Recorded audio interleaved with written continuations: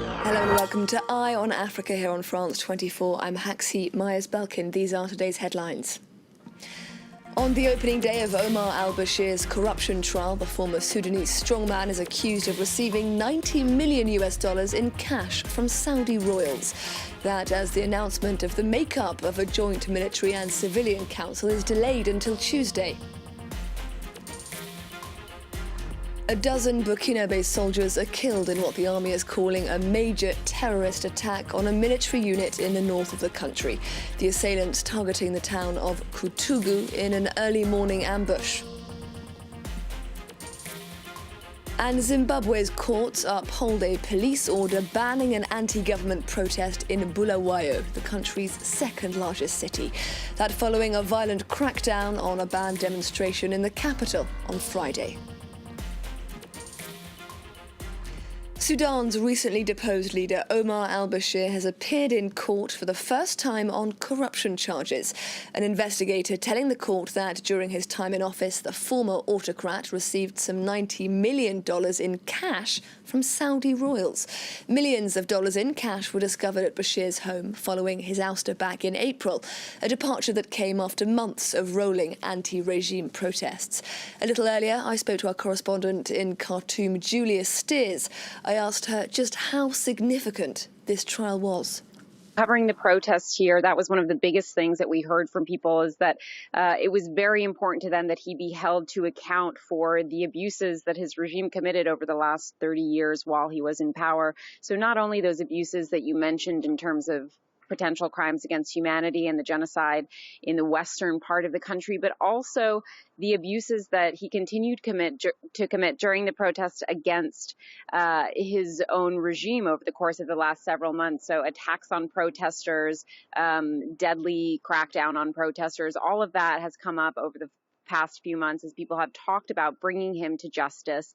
It's also seen as a hugely significant test of whether or not the new government, the transitional government that will be put in place this week, is really serious about holding him to account. There's a lot of faces of the old regime that are still here in the capital, that are still in power. And so we expect for people to be looking to this trial as a huge test as to whether or not it really is a new regime that is willing to enforce justice. Julia Steers reporting there. Now, the opening of that trial comes on the heels of a momentous weekend in Sudan. On Saturday, a deal was finally signed by the ruling Transitional Military Council and the opposition coalition. It paves the way for the establishment of a sovereign council made up of civilians and soldiers that will rule for 3 years ahead of elections. The unveiling of the exact makeup of that council has now been postponed until Tuesday. Julia Steers sent us this report from Khartoum.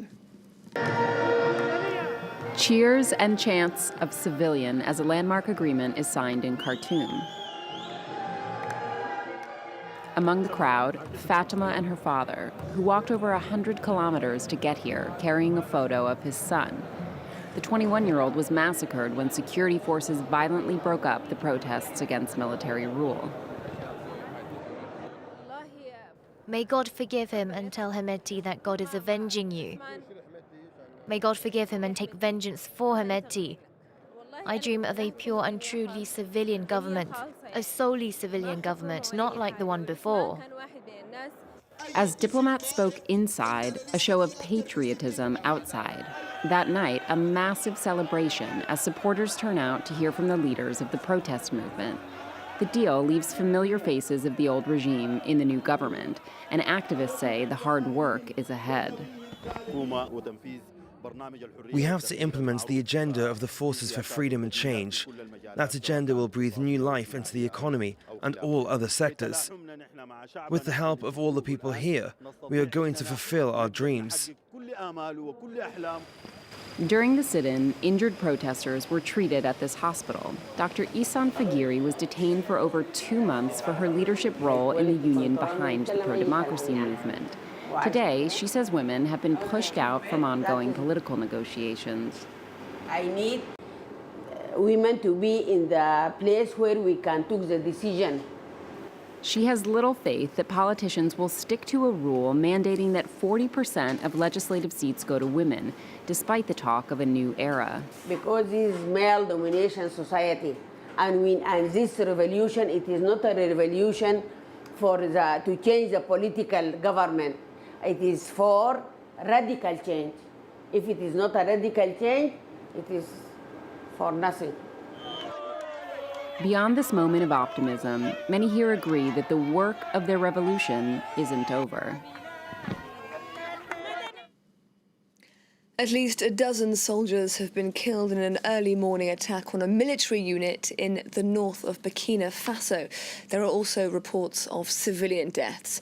The army saying that ambush was carried out by, quote, unidentified militants in the town of Koutougou in Soum province. A large-scale air and land operation is now underway to locate those responsible.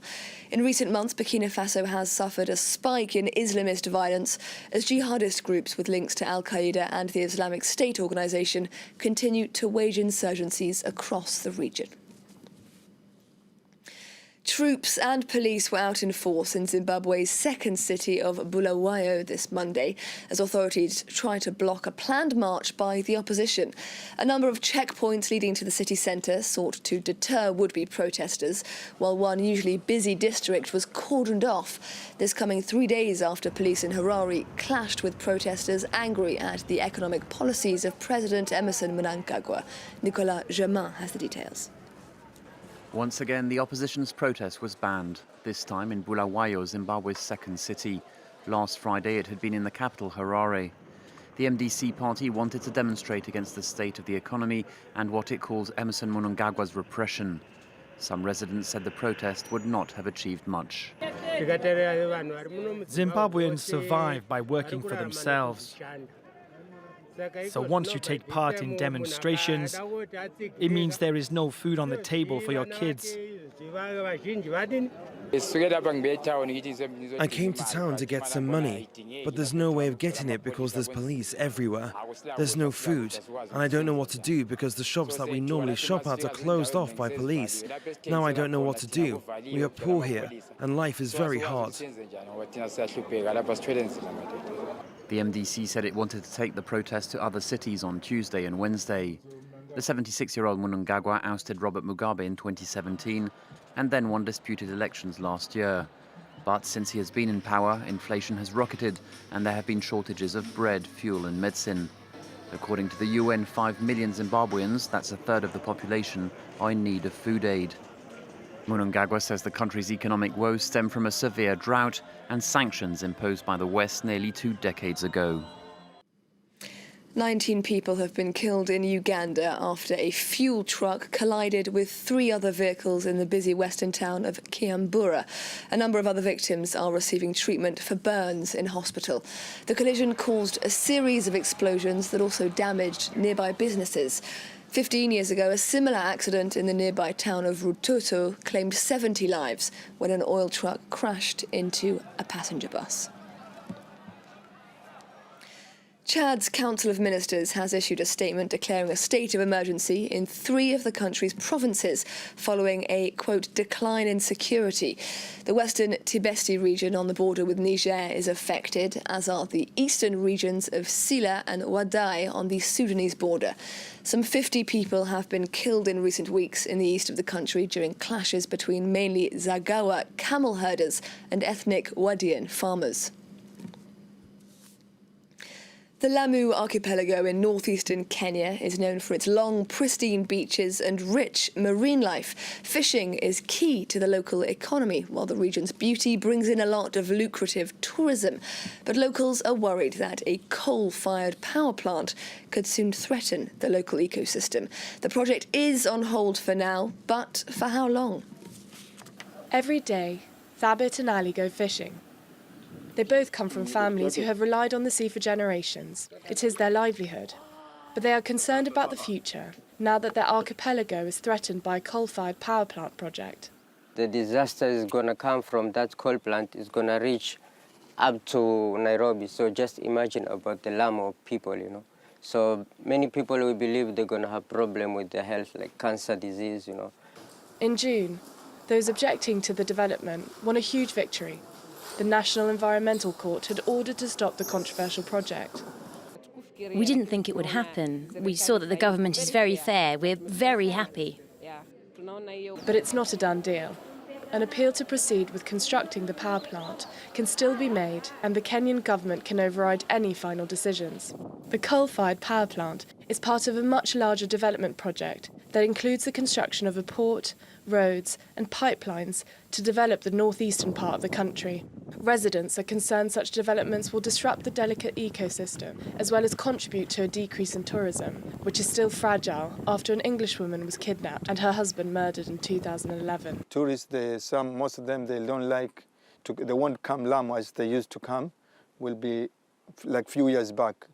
The Lamu Archipelago is a UNESCO World Heritage Site, renowned for its Swahili architecture, beautiful beaches and mangroves. Following the initial decision in June barring any construction, developers were ordered by the court to carry out a fresh environmental impact assessment, the results of which are still pending. Well, that's all we have time for right now. Thank you very much for watching. There's more news coming up in just a few minutes' time here on France 2040. Stay tuned.